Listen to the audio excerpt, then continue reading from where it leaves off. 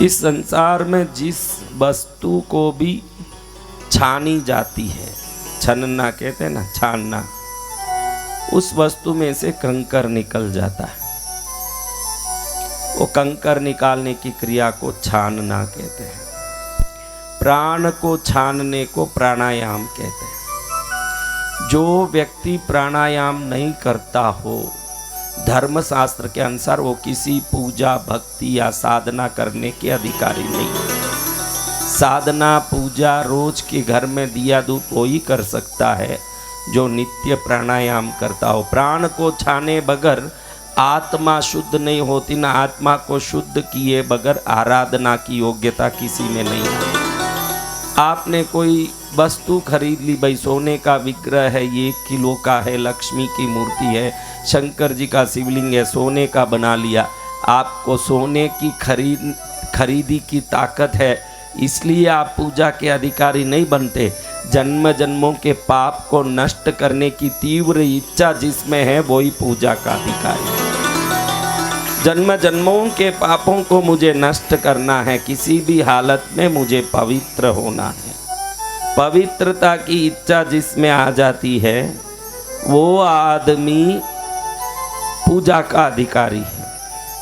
प्राण को सदा अंदर खींच के बाहर छोड़ने वाला आत्म प्रदेश को छानता है। बगैर छाने पानी पीने वाला, बगैर छाने दूध गर्म करने वाला, बगैर छाने दान से रसोई बनाने वाले को और बगैर प्राण को छाने पूजा करने वाले को महापापी कहता है शास्त्र। वो महापापी है। जो महापापी अपने पूजा वस्त्रों को लेके बैठे भगवान को परेशान करता है। इसलिए प्राण शक्ति को ही जीवन का भक्ति समझना चाहिए। हमारे जीवन में आचार विचार से प्रभु मिलेंगे कि वस्तु से, उसके वैभव से भगवान मिलेंगे? आप बताइए, आप क्या बोलते हैं? हाँ,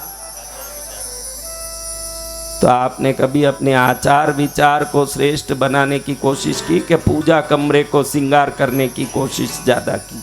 आपने क्या किया आप ही देखो। आपने अपने पूजा का कमरा श्रेष्ठ बनाने का कोशिश किया कि अपने आचार विचार के श्रृंगार पर ज़्यादा ध्यान दिया? भाई आप ही बताओ मेरे महाराज, आप ही बताओ आपने किया क्या है? हाँ, किया क्या? ये बाहर की चीज़ों से, जो चीज़ भगवान ने बनाई हो उसके अतिरिक्त आपने बनाई ऐसी कोई चीज़ वो थाली में है तो बताओ। जो भगवान की नहीं बनाई हुई होगी और आपकी बनाई हुई कोई चीज़ हो तो, हाँ, ऐसी कोई चीज़ है जो आपकी बनाई हुई इस थाली में या वो डब्बे में जो आपकी चीज़ होगी? बोल बेटा। हाँ, फिर भगवान की बनाई चीज़ को तू क्या भगवान को चढ़ाता है? चढ़ाना है तो तेरी भक्ति ही चढ़ा सकता है। जो पहले से ही भगवान का है, तू लेके बैठ गया। देखो, मनुष्य पैसे का आदान प्रदान करता है। ये पैसे का आदान प्रदान मनुष्य का है, प्रकृति का नहीं है। आगे थोड़े जाओगे गंगोत्री की तरफ, 10-15 किलोमीटर आगे निकल जाओगे, हर जगह आपील लटकते दिखेंगे। यहाँ ये पेड़ क्या 1 रुपया भी किसी से मांगता है? उसको पानी डालने वाला भी नहीं। प्राकृतिक उसका पूरा विकास है, प्राकृतिक रूप से फल देता है, प्राकृतिक रूप से कोई भी तोड़ के ले जाता है। पैसा कौन लेता है? पेड़ लेता है। धनिया पत्ती लेती है पैसा। आप धनिया लेके आते हो मार्केट से, कौन कौन सब्जी में, रसोई में धनिया उपयोग करते हैं? हाँ, तो धनिया पेड़ मांग रहा आपसे कि भाई पैसा दो, भाई पौधा मांग रहा है। धनिया का पौधा पैसा मांगता है, नींबू का पेड़ पैसा मांगता है। गाय दूध देने के लिए कहीं जंगल में घूम के आती है चर के, बेचारी शाम होते ही 7-10 लीटर दूध देती है। भाई आप लोगों को 1000 रुपया देना पड़ेगा तो ही दूध दूंगी, गाय कहती है। पैसे किसके लेने देने हैं? पैसे का लेना देना कौन करता है? तो पूजा में बैठने के पहले खोपड़ी से उतार के बैठो कि 21,000 की मूर्तियां हैं, 21,000 की पूजा है। ये सब संसार की बातें। यहाँ बैठ के तो मैं कितनी उत्कृष्ट भक्ति कर सकता हूँ ये सोचना है। बाकी बातें, खोपड़ी में अगर कोई बात आई तो ईश्वर धक्का मार के निकालेगा आपको बाहर। कोई प्रकार से पूजा सिद्ध नहीं होगी। पूजा सिद्ध करनी हो तो मेरे भगवान अनमोल हैं। ये भगवान अभी देखो मिट्टी ले आए वहाँ से, कहाँ की, खेत की मिट्टी, और उसका शिवलिंग बनाया, उसमें भी भगवान प्रकट हो गए। भगवान कहते हैं तेरे भाव से मैं प्रकट होता हूँ, तेरे पैसे से मैं प्रकट नहीं होता। इसमें कोई ऐसी चीज़ नहीं, धरती में, धरती प्रभु की बनाई हुई ये चीज़ धरती में उत्पन्न होती है। उनको अर्पित करते समय हमारे पास समर्पण भाव आना। कौन सा भाव? क्या एक चीज डालें तो भगवान खुश नहीं होते? इतनी बाटकी लेके बैठने, कटोरियां लेके बैठनी पड़ती है, इतनी चीज लेके बैठनी पड़ती है। हाँ, वस्तु जब विभिन्न चढ़ाई जाती है तो वातावरण में तरंगें बदलती है। हर वस्तु से एक तरंग है, वो तरंग हमारे मन पर असर करता है। किस पर असर करता है? आपके मन पर विभिन्न तरंगें असर करती है। डॉक्टर कहता है कई पागलों को, अमावस में इनका ध्यान रखो। किस दिन ध्यान रखना? पागल भूत प्रेत लगे हुए लोग कब ज्यादा उत्पात करते हैं बताओ? क्यों? 14 अमावस को क्या है? ये जो ब्रह्मांड है, ये जो ग्रहों की स्थिति है, इसके सामने मनुष्य बहुत अल्प बुद्धि प्राणी है। उसके दिमाग की इस ब्रह्मांड के सामने कोई भी इज्जत भी नहीं है। इस ब्रह्मांड की शक्ति के सामने उसका कोई औकात ही नहीं है। 2400 घंटे वातावरण में आने वाले तरंगों से आप किसी न किसी प्रकार से प्रभावित होते हो। अभी अचानक हंसते हंसते बात करते हो, अचानक मूड में एकदम यूं दुख छा जाता है कि नहीं? कभी कभी आपको पुरानी बातें याद आने लगती है। अभी तो भोजन किया अच्छे से, पत्नी ने गरम रोटी दी, बढ़िया से भोजन किया, पत्नी ने मिठाई भी दी, खाया, मिठाई भी बहुत मीठा लगने लगा, बड़ा अच्छा लगा। लेकिन 5 मिनट में कभी जो नीचे गिर गए थे, घर में झगड़ा होने लगा, कुछ न कुछ पुरानी बात याद आते ही मन एकदम यूं दुखी होने लगता है। ऐसे कई बार कैसे होता है?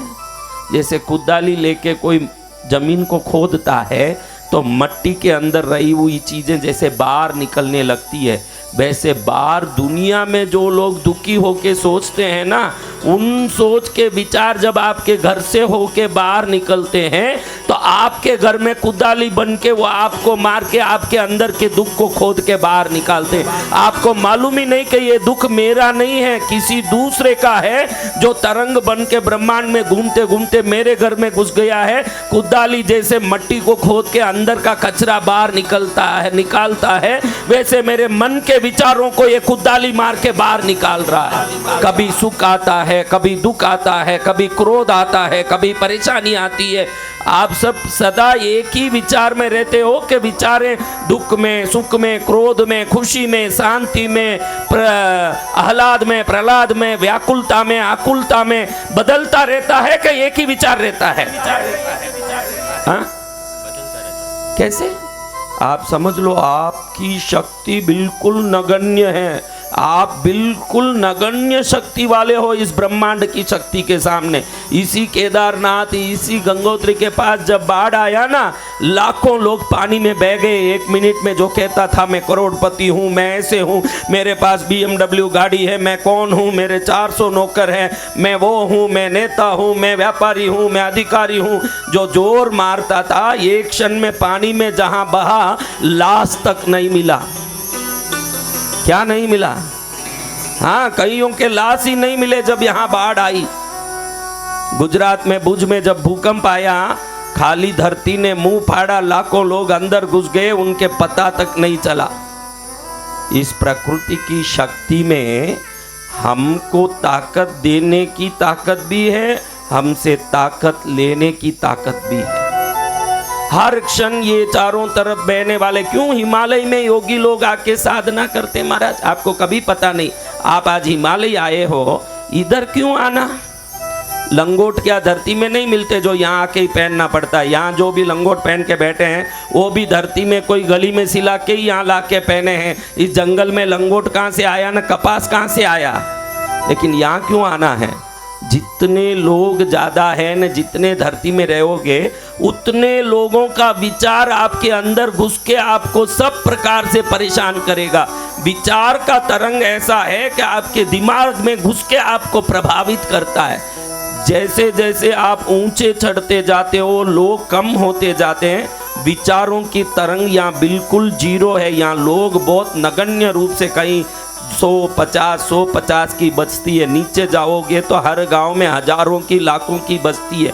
यहाँ बस्ती नहीं है। और जैसे जैसे ऊपर उठते जाते हो यहाँ कोई भी विचार नहीं होने से, कोई भी प्रकार के लोगों की तरंग प्रभावित करने की संभावना नहीं होने से यहाँ बैठ के जो पूजा साधना करता है वो निश्चित ईश्वर को प्राप्त करता है। इसलिए लोग हिमालय आते हैं। यहाँ किसी का असर काम नहीं करेगा। आपके घर के पास आप कितने भी उत्तम कोटि से स्नान करके बढ़िया नया वस्त्र पहन के बढ़िया बैठ के पूजा करने बैठो, पड़ोसी कोई गंदा विचार कर रहा होगा। आपको कई बार विचार आता है, मुझे प्रश्न करते हैं गुरुदेव पूजा पाठ में गंदा विचार आता है। गुरुदेव पूजा करता रहता हूँ ना, अचानक गंदे विचार आ जाते हैं, कुछ कृपा करो। मैं कुछ नहीं कर सकते। तू उस संसार में रहता है जहाँ गंदगी है। पड़ोसी बैठ के कोई गंदा विचार करता होगा, उसके विचार का तरंग तेरे पास पहुंच गया, तेरे दिमाग तक आ गया, तो शिव शिव करता ही रहेगा न, मन में कोई गंदा विचार शुरू हो जाएगा। दुनिया बहुलता से भरी है, कई लोगों से भरी है। इन सभी लोगों के विचार आपको प्रभावित करते हैं, अच्छे बुरे। हम सदा क्यों कहते हैं सत्संग में सब अच्छे रहो, सब अच्छा सोचो, सब अच्छा बोलो, सब अच्छा करो, क्योंकि पूरी दुनिया जब अच्छाई की ओर जाएगी तो दूसरों को भी उनके अच्छाई का विचार अच्छा करना शुरू करेगा। कब करेगा? जब सब अच्छा करेंगे। एक बुरा आदमी देखो आतंकवादी बनते हैं। पाकिस्तान में कितने आतंकवादी हैं? है क्या पाकिस्तान में आतंकवादी है ना? वो आतंकवादी भी ऐसे आतंकवादी नहीं बनते।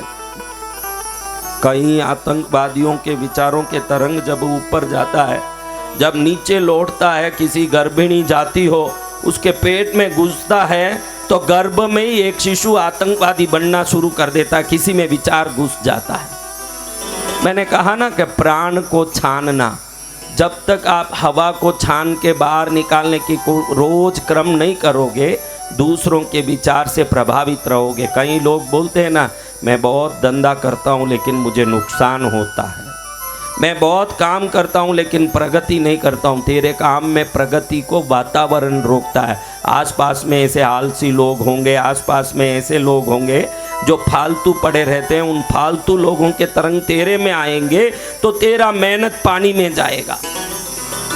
कहने का मतलब है तरंगों से भरी इस दुनिया में हमको स्व व्यक्तित्व को श्रेष्ठ बनाना हो तो हमको स्वयं को मजबूत बनाना पड़ेगा। क्या बनाना? वो मजबूत बनाने का प्रथम क्रम अगर कोई है तो वही शिव पूजा है। मजबूत बनाने का अगर कोई प्रथम क्रम, मैं मजबूत बनना है गुरुदेव, लोगों के विचार ये दिमाग भेजा देखो, आपके जो भेजे हैं ब्रेन जिसको कहते हैं दिमाग, किस किस के लोहे से बने हैं? वो सब हाथ ऊंचा करो। हमारा लोहे से बना है प्रभु, वो हाथ ऊंचा करो। किस किस के पत्थर से बने हैं? एक मांस का गोला है मात्र।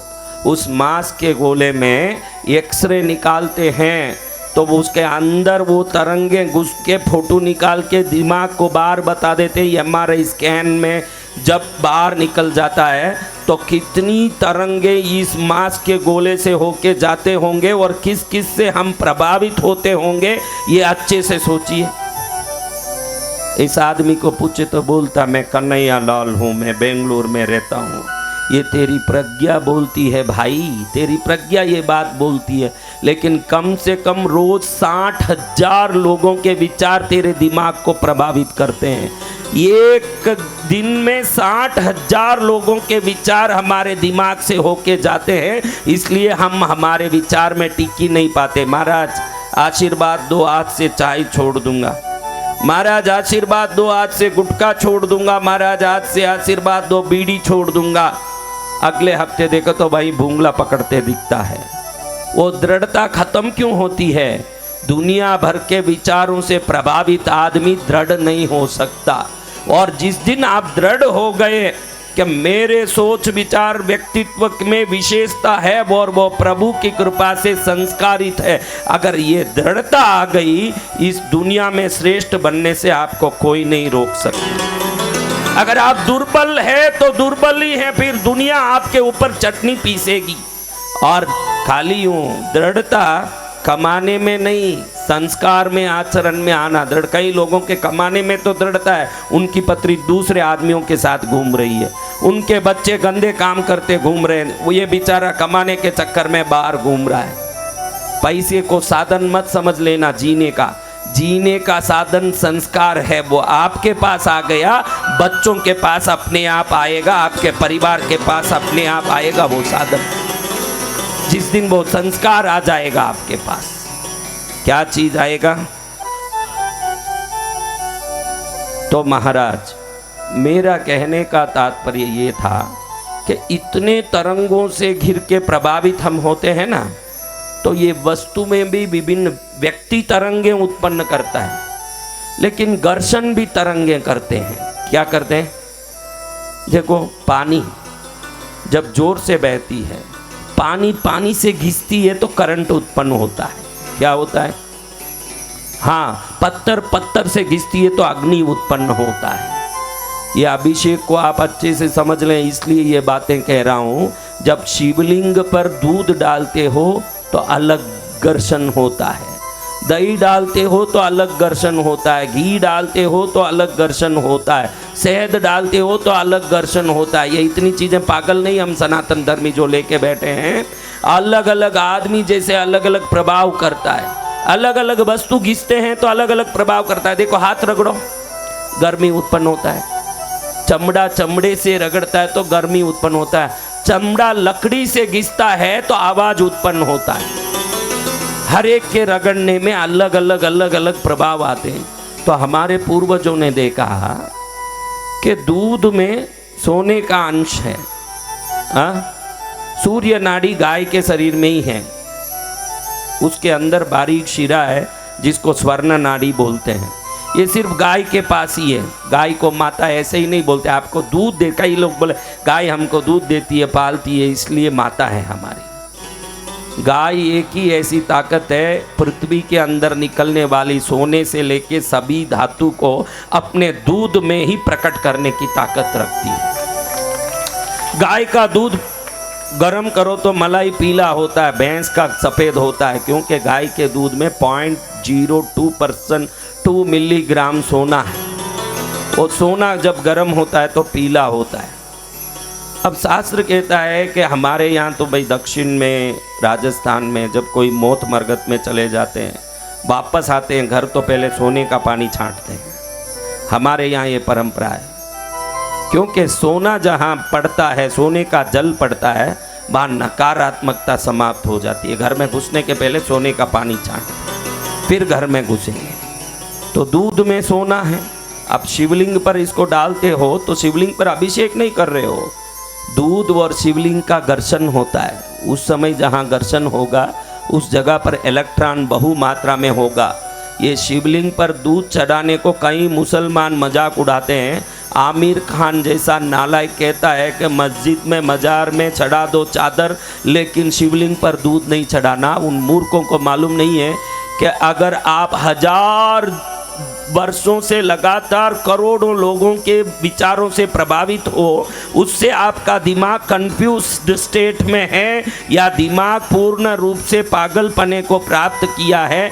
लेकिन शिवलिंग पर जब दूध डाला जाता है तो जो घर्षण होता है, उस समय जो इलेक्ट्रॉन उत्पन्न होता है, वो तरंग अगर दिमाग पर आ जाएं तो 10 करोड़ लोगों के विचार से प्रभावित होकर के कंफ्यूज हुआ दिमाग एक क्षण में ठीक हो जाता है। ये दूध दूध अभिषेक से शिवलिंग की शक्ति है।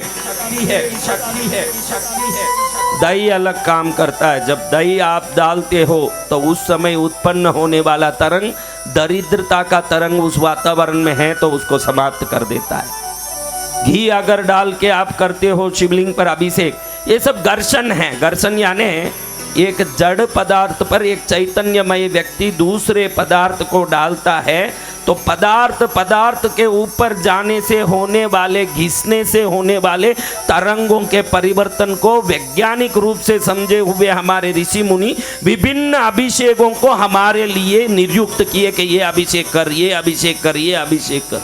केसर जल से जब आप अभिषेक करते हो तो उस वातावरण के अंदर कोई भी प्रकार की गंदगियां सूक्ष्म रूप से हो, केसर जल से अभिषेक करते ही वातावरण इतना शुद्ध होता है, नकामा बैठा हुआ आदमी भी काम करने लगेगा जीवन में। जो फालतू बैठा है वो भी काम करेगा।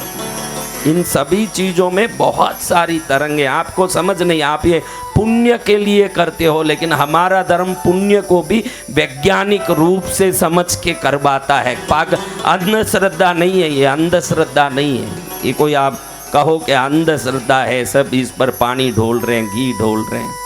पानी से करंट निकल सकता है तो पानी की ताकत जो जानता है वही जानता है कि पानी में कितनी शक्ति है, दही दूध में कितनी शक्ति है। मैं रोज कहता हूँ, तुझे कोई भी डर हो, कोई भी घबराहट हो, भयंकर शत्रु तुझे मारने की धमकी देता हो, ये शिवलिंग पर तू 5 सोमवार को नींबू के रस से अभिषेक करके देख। 6ठे सोमवार को तेरा शत्रु या डर रहे तो मैं मेरा नाम बदल लूंगा, इतनी ताकत है उसमें। वो वस्तु में ऐसा परिणाम लाती है, वो वस्तु में ऐसा परिणाम करती है।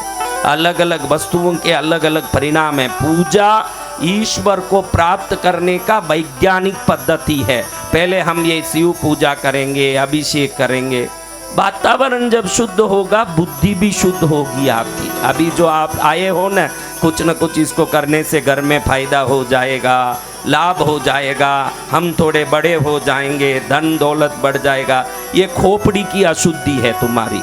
इस अशुद्धि की वो भी ये पूजा कांटा जैसे कांटे को निकालता है, वज्र जैसे हीरे को काटता है। यही पूजा एक दिन आपके दिमाग की अशुद्धि को भी काट के आपको परम शुद्ध बना देगी। आज भले किसी भी लोभ से पूजा करने आए हो, ये लोभ को भी ये पूजा ही निकालने वाली है। लोभ को पड़ोसी नहीं निकाल सकता, लोभ को दुनिया नहीं निकाल सकती।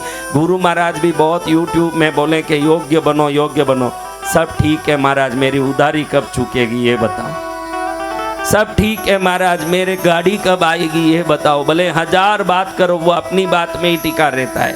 उसकी अपनी बुद्धि को भी ठिकाने लाना हो तो ये पूजा वो काम करेगा। निस्दिन पूजा करोगे, आपके घर का वो वातावरण पहले ठीक होते होते पूरा घर जब परिशुद्ध हो जाएगा।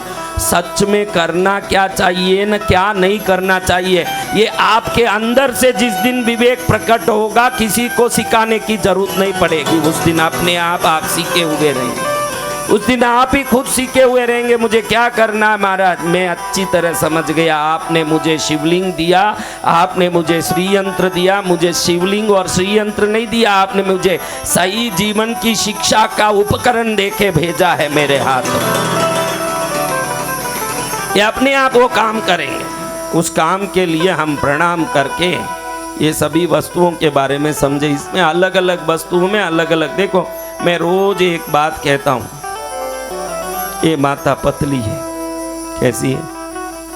पतली है ना, मेरे आंख में तो पतली दिख रही है तो पतली कहता हूँ। तो ये पतली माता को रात में दूध में, किस में, थोड़ा शहद डाल के रोज पिएगी तो पुरानी पिक्चर में जो टुनटुन आती थी ना, एक पुराने लोग जानते हैं, पुराने बूढ़े कौन है, टुनटुन को कौन जानते। अभी तो बच्चे भी जानते क्योंकि यूट्यूब में सर्च करके सब पिक्चर देखने लगे। तो जब दूध में पिएगी शहद डाल के तो ये टुनटुन की तरह होने लगेगी। और उसी टुनटुन को बुला के गर्म पानी में उसी शहद को दोगे तो इसकी तरह हो जाएगी वो। यानी शहद एक ही वस्तु है, जिसके साथ वो जुड़ता है, दूध के साथ जुड़ेगा तो मोटापा लाएगा, पानी के साथ जुड़ेगा तो पतला कर देगा।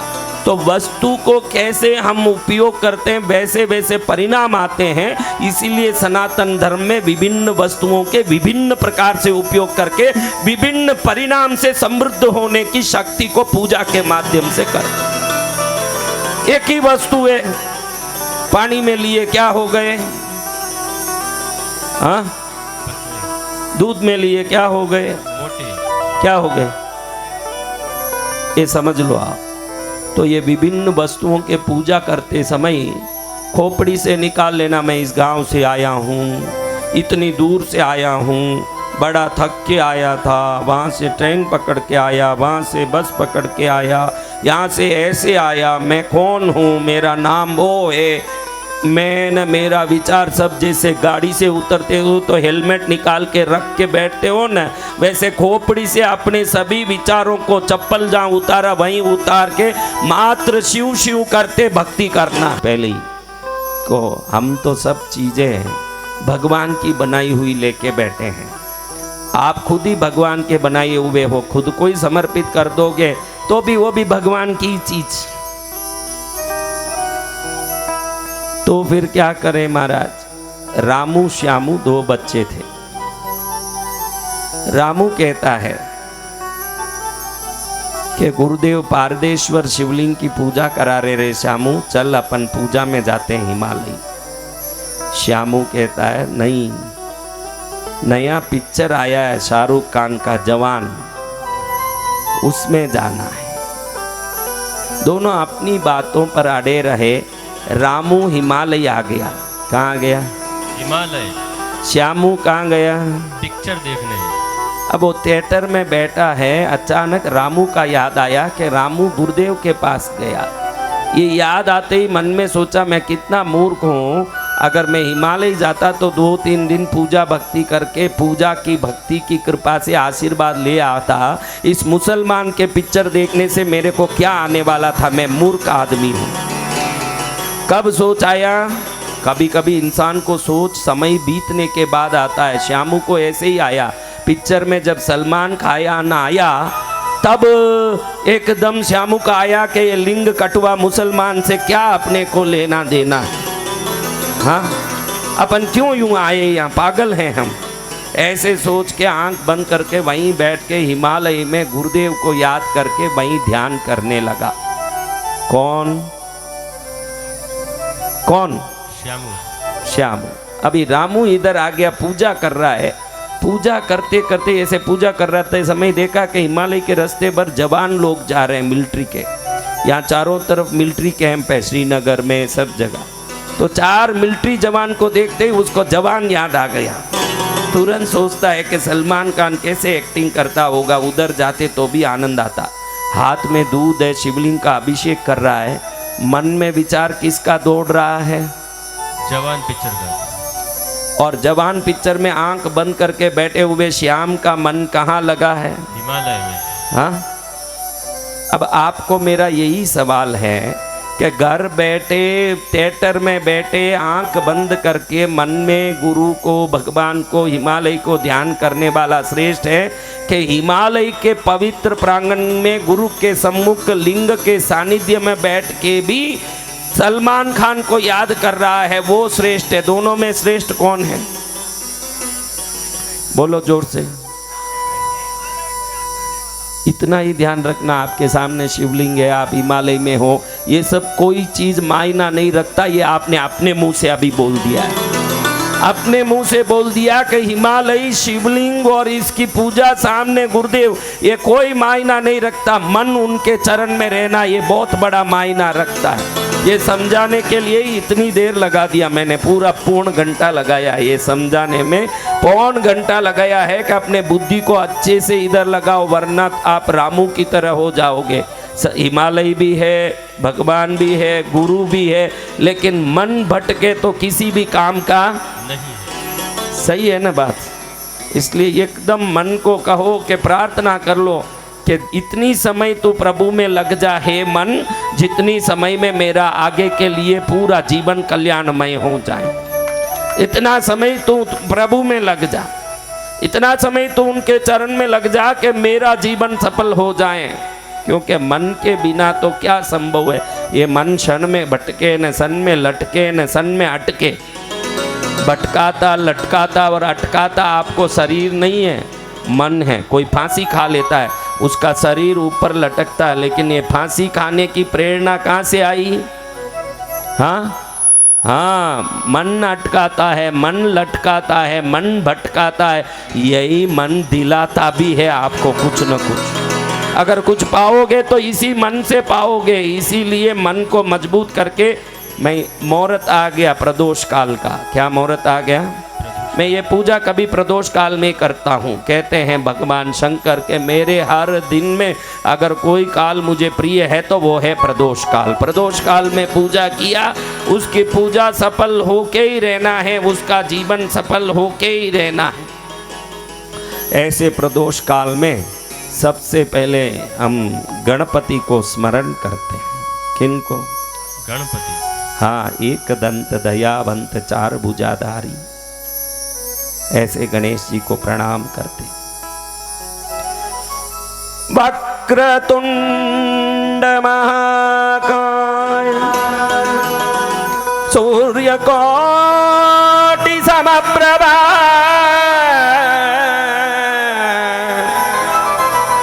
निर्विघ्नं कुरु मे देव सर्वकार्येषु सर्वदा।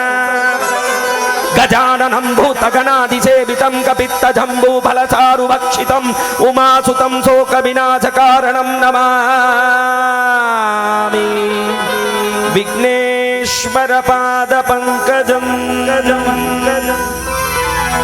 ॐ श्रीं ह्रीं क्लीं ग्लौं गं गणपतये वरवरद सर्वजनं मे वशमानयानय स्वाहा।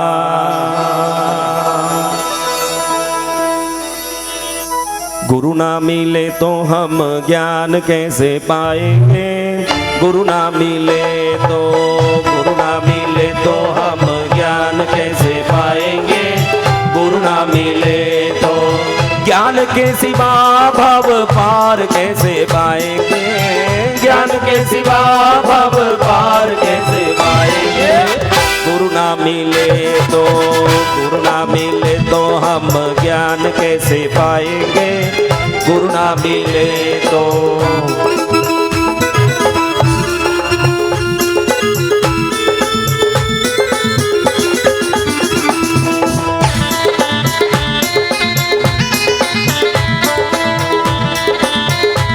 अब हम आपने जिनको भी गुरु बनाया हो, क्योंकि कल इसकी प्राण प्रतिष्ठा होने वाली है। कोई भी प्रतिष्ठा, कोई भी स्थापना गुरु कृपा से ही होना है। अगर वो नहीं हुआ, उस घर में विग्रह तो बैठ जाएगी, प्रभु नहीं बैठेंगे।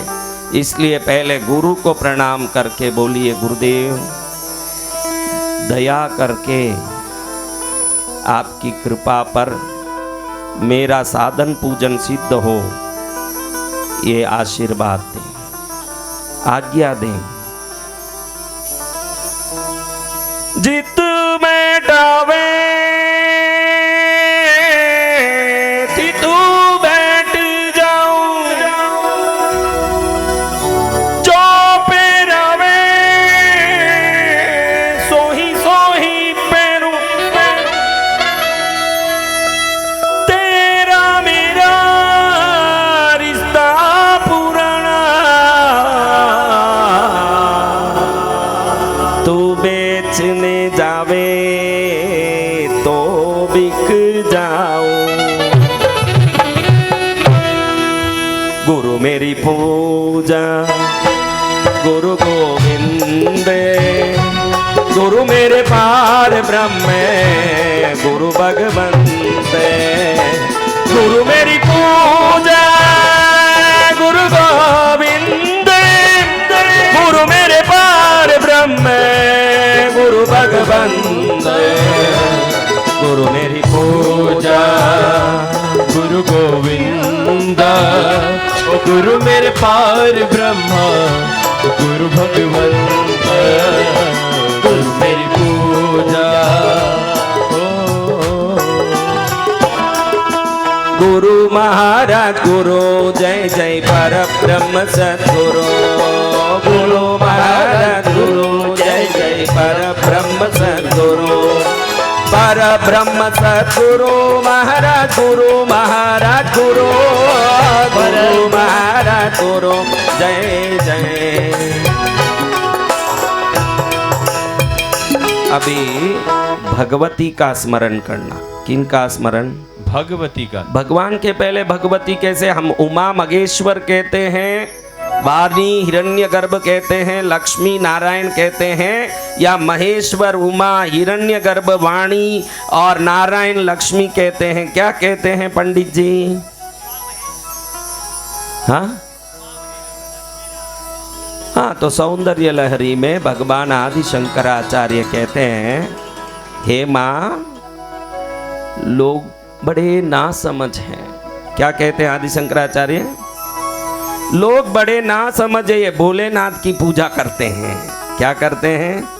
नासमझ कैसे? आदि शंकराचार्य कहते हैं, ये भोलेनाथ ने जब हलाहल विष प्रकट हुआ समुद्र मंथन में, उसको लेके कंटस्थ करने की कोशिश की।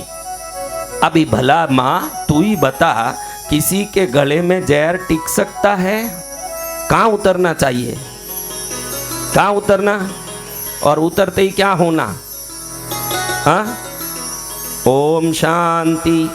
क्या होना है? ओम शांति। हाँ, तो इनके गले में कैसे अटक गया? आदि शंकराचार्य कहते हैं, ये माँ ये तेरी महिमा है, तू ऐसी पतिव्रता है जो अपने पति के द्वारा बंधाए हुए मंगल सूत्र को गले में बांधी है। जब तक वो मंगल सूत्र तेरे गले में है, तेरे पति को कुछ नहीं हो सकता, इसलिए गले में जहर टिका हुआ है।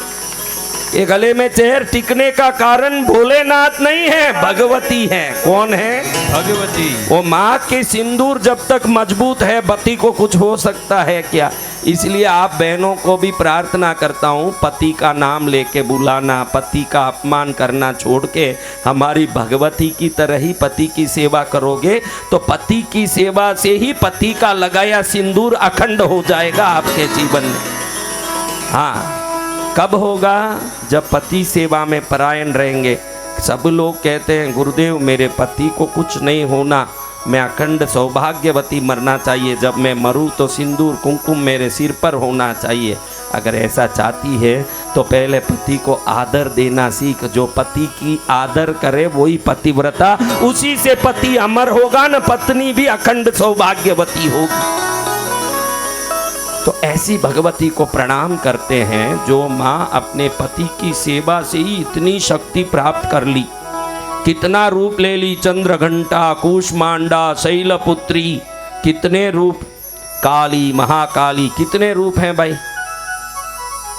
पद्मानना, पद्मा, विजया, जया, जिता, अपराजिता, शिवा, गौरी, रंबा, वैरोठ्या, प्रज्ञप्ति, भद्रकाली, काली, महाकाली, शिवंकरी, शंकरी, पद्मनेत्रा, हिमवतनया, लक्ष्मी, दूती, मति, भुवनेश्वरी, अंबिका, अन्नपूर्णा, श्री विद्या, त्रिपुर सुंदरी, जननी, भगवती, भवानी, मातंगी, राजमातंगी, भैरवी, त्रिनेत्री, शक्ति, हिंगुला, हिंगोली, वाग्वादिनी, शारदा, सरस्वती, सत्यदेवी, ज्वालामुखी, बालापीठा, शाकंबरी, शीतला, तोतला, भद्रा, वज्रा, कुष्मांडी, चक्रधरा, चामुंडी, महामाया, गायत्री, विश्वविख्याता, सुतदेवी, जिनवाणी, विद्या, वर्धमानी, नागकुमारी, कात्यायनी, कुंडलिनी, मधुमती, रीमकारी, आई, माई, दुर्गा, भोगी, चानंदकरी, वरदानंद दायिनी, नित्या, ब्रह्माणी, बागुबली, सिंगमराला, समारूढ़ा, एकाक्षरी, द्वयाक्षरी, त्रयाक्षरी, चतुराक्षरी, पंचाक्षरी, नवाक्षरी, अष्टाक्षरी, अष्टदशाक्षरी। इतने नाम कैसे हो गए? कैसे हो गए इतने नाम? इतने नाम इसलिए हुए, जिस पति की मंगल कामना करती है उस पति की ही वो आदर करती है। हाँ, इसलिए वो पतिव्रता है। इसलिए पहले शिव का स्मरण नहीं करते हम लाल कपड़े वाले, हम किन का स्मरण करते हैं पहले? भगवती का। हाँ, ये सब पंडित जी पहले शिव स्मरण करते हैं। इनको मालूम नहीं है कि जगदम्बा के रूट से ही शंकर जी का मार्क्स, शंकर जी का शिखर मिलता है। कैसे मिलता है? माँ से बाप है, पहले किसको प्रणाम करना? माँ। घर में भी आप हो न, पहले माँ को प्रणाम करना। पिता थोड़े गर्म होंगे कि मेरे बेटे होते ये उसने माँ को प्रणाम किया।